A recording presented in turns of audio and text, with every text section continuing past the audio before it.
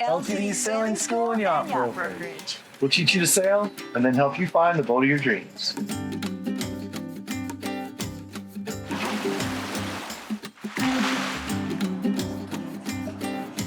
LTD Sailing, living the dream. Hey, this is Chris. Crystal, And we're here with LTD Sailing School living the dream. and Yacht Brokerage. Yeah. Yep. Right here, we're in Prickly Bay, Grenada, West Indies. Beautiful day out today. And yeah, we're on board a really cool boat today. It's a 1987 Bayfield 36, a cutter, rig, full-keeled, cutaway 4-foot. two cabin, one head. Really nice boat. Sort of the classic plastic, right? It's a traditional style. Yeah. Well, you say classic plastic, but still, if you look around, it's a really nicely well-built boat by a company out of Ontario, Canada. Yeah. The Bayfield Company. They started the Bayfield 36 in 1984, and they ended it in 1988 when the company burned down. So this is one of the last ones. This is one of the last ones. So one of the later built boats. Really nice boat. A beautiful interior. Looks like craftsmanship, right? I know you kind of say like maybe a little bit put off by the classic plastic title, but when I think about when I think of those boats, it's like, okay, it's not a wood hull, right? It's not a traditional built wood hull. It's fiberglass hull, which has a lot of advantages. Yeah. Way less maintenance. There's just a lot of advantages going with fiberglass over a traditional wooden built boat. They're beautiful. I love them, but I'm really glad other people own them. That was always the wooden boats. But with these, you kind of have that traditional lines, the beautiful appearance, the really classic looks, and not. Yeah, when you approach the boat, you get the bowsprit out there, the classic bowsprit. It's got the wooden name in it, and then you go back here, and it's called the heart shape or the wine glass stern. Yeah. Which people say that's a really attractive part of the boat. Yeah. So, and it's also got a boarding area as well. I think that was an addition. Yeah, there's a little swim ladder that folds down. Yeah, that's an addition. Great feature though, it just makes it really more usable if you're wanting to go swimming, or easier to get on and off the dinghy, I think. Safer. In a lot of ways, yeah. You don't have to climb up. When you're not using it, fold it up, out of the way, Yep. back to those looks. So, yeah, when we came on board today, we just went on the boarding ladder on the side, which worked great as well. Yeah. So you kind of have options there. It's got a higher freeboard, so you do have to climb a bit when you use the side. Yeah. It's a little bit of a step up there. Yeah. That's what's so nice about coming over the stern, right? Yeah. You don't have that. So. Well, and honestly, that's why the current owner bought this boat, because they were novice sailors, and they felt that this boat was really safe. You go Solid. into the cockpit area, and it just feels like you're in a good, solid space back there. Yeah. And I think another thing was that part of why they bought the boat originally, when the current owner bought it, was the setup, right? It had really nice electronics. It had lithium batteries. It had stuff. Now, in the last, I think, 6 years that they've owned it, they've actually upgraded and maintained and done a lot of stuff. Yeah, they're doing a lot of maintenance to it. The lithium batteries on here now, it currently has 400 amp hours of lithium, and they were just installed last year. So really nice, fresh setup there. Yeah. It's funny when you think about it, because they have done so much maintenance on this boat. They've had it for 4 years, 5 years? I think it's 6. 6, okay. And they put every year they come in, they spend about 4 months here in the wintertime, and then they go back to Idaho and do their construction jobs and such. I think that's a really good point to bring up. And something that a lot of times people ask us about is like, I really want to go sailing, I really want to do this, but I'm not ready to quit my job. I'm not ready to just go cruising full time. Well, I think we have a lot of friends who do that seasonal cruising, right? They still, the summertime in North America is beautiful. Yeah. Canada, our friends, a lot of friends from Idaho and Washington State. Man, you can't beat that in the summertime. It's Right. gorgeous.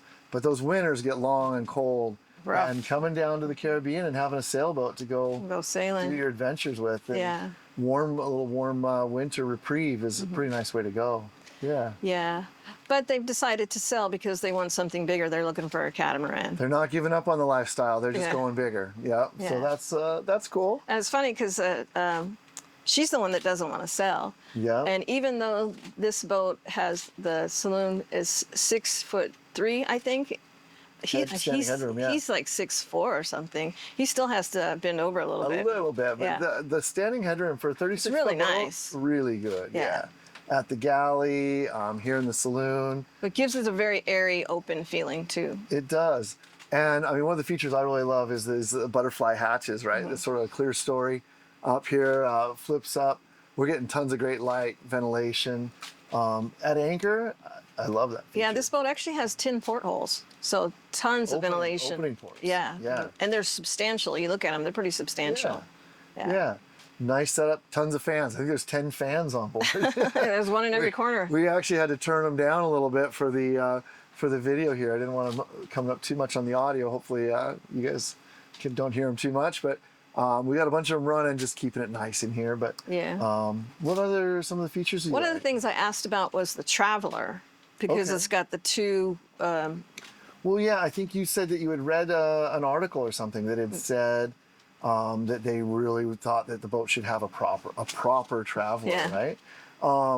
And when we came on board, I couldn't remember exactly. I hadn't been on board in a little bit, but we came on board and we looked at it. I was like, those guys are crazy. They just don't know how to use the tools they've got here. This boat is set up with what I would call a German sheeting system. It's used on a lot of catamarans now, different boats for different reasons. But what it does is you've got two purchases, two block and tackles coming from opposite angles. And all you're going to do is you're going to let off on one and pull in on the other.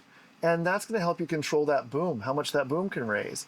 That's what we're trying to do with the Traveler, right? We're trying to adjust the angle of attack of the sail without letting the boom rise, which as the boom rises, the sail twists at the top, it releases power. So if I'm wanting to keep the boat powered up, I want to keep the boat moving as long as we're not overpowered.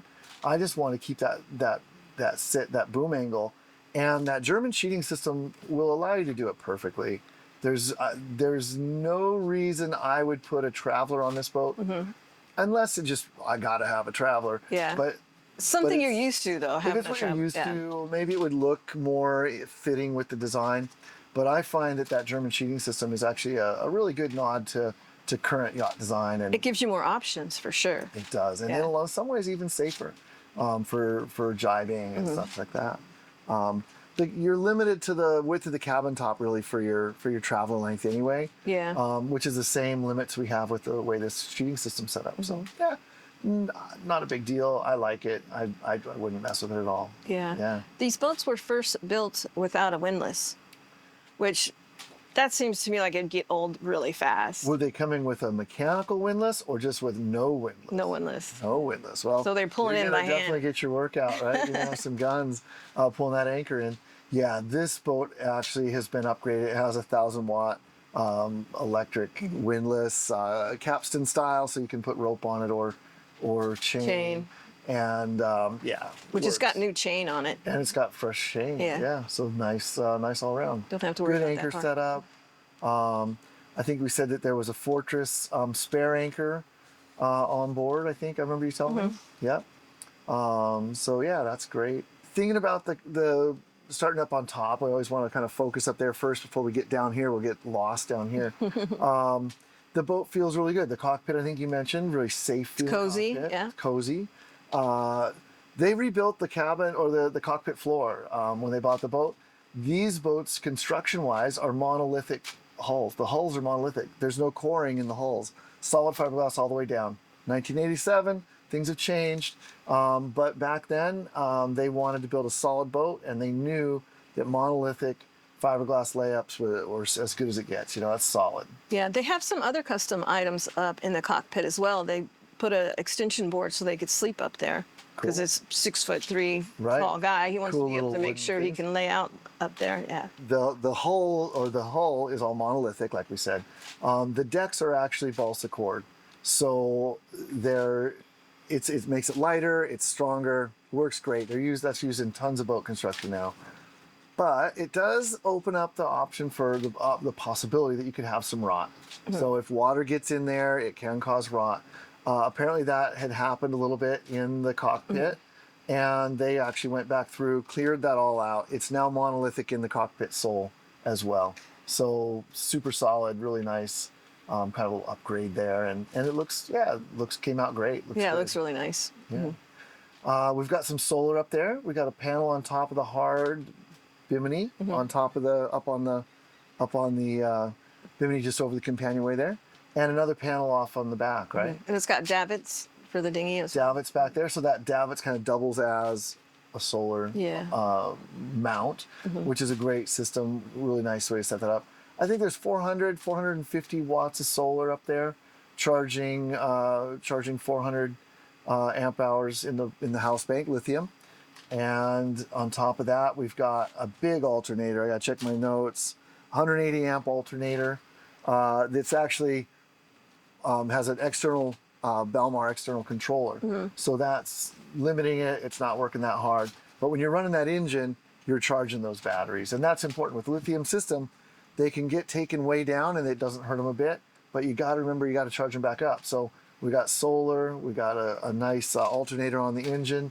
We have shore power. There's lots of options. Yeah, didn't they put in new plugs up there too for the shore power? New plugs, yeah. It's got those smart plugs, which are kind of cool. They avoid getting the reverse polarity. Sometimes you pull into a dock, you don't know if they've wired it right. Those plugs will tell you right away if it's wired right or not. So I don't think they ever really went to any. This boat hasn't spent a lot of time on the dock. She's definitely not a dock queen. She's been out sailing, out at anchor, currently on a mooring ball here in Prickly Bay. Lots of just time out off the dock. Let's see what else going forward. We've hung out here and enjoyed some cocktails with the owners. Really nice little cockpit table that folds up. Nice bimini. So you've got a nice shady area, to enjoy when you're at anchor. A couple of different seating options out there as well. Nice seating options. It's just, it's a very comfortable boat. And for 36 feet, you're going, wow, this boat. And is it really 36 feet? I think it's 41. 41 feet, 3 inches, LOA, right? Yeah. And I don't know if that counts the davits. So it's LOA. The 36 feet is length on deck. So that's actually what we're getting on deck. The boat with the bowsprit and everything is actually a bit longer. Yeah, I mean, when you're coming up to this boat, it's the beautiful classics type of style boat with the bowsprit and she's the pretty one. She's the pretty one. Yeah, definitely. Great looking boat. One of the other things, we talk about the rigging, the mast setup on this boat. The mast is actually a keel step mast, which, a lot of times I hear people talk about, I'm looking for a blue water boat. I want to go sailing long distances. I want to cross oceans. And when you start talking about wanting to do that stuff, the keel step mast starts to become really important. I always think about keel step mast because of performance aspects.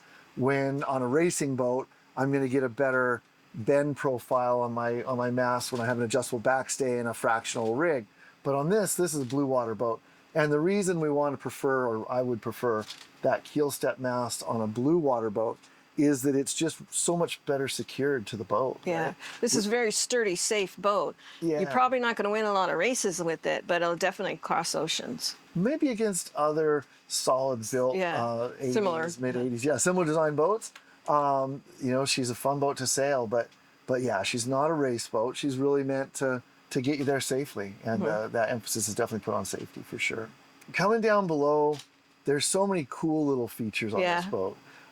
Crystal's got this little desk, this little pop-up desk. I don't get one. There's one over there. There's another one over here. This little desk that Crystal's got, it folds down, it's out of the way, no problem. But if you need a little cocktail table, maybe coffee table in the morning, there it is, just so cool. They took the table out. There used to be a table right here. In the middle? Yeah. And now it's like a full-time sort of a day bed down here on the other side. Yeah, so, when we first came down here, I compared it to like a British pub with these seats that are set up high like this. It's very all comfortable. The beautiful woodwork and everything. Yeah, lots of that going on for sure.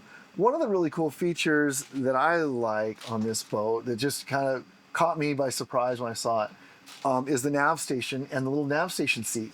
Yeah, it's very different. Yeah, it's midships. Well, it's midships, but the seat is there permanent. It's a little storage bin. You guys will see it. We'll cut in some pictures here. Then it folds back to become the seat. It's so when you don't need it, it's not out blocking your way. Tuck it away. You tuck it away. Now you've got nice flow through from the forward cabin, the head, and back.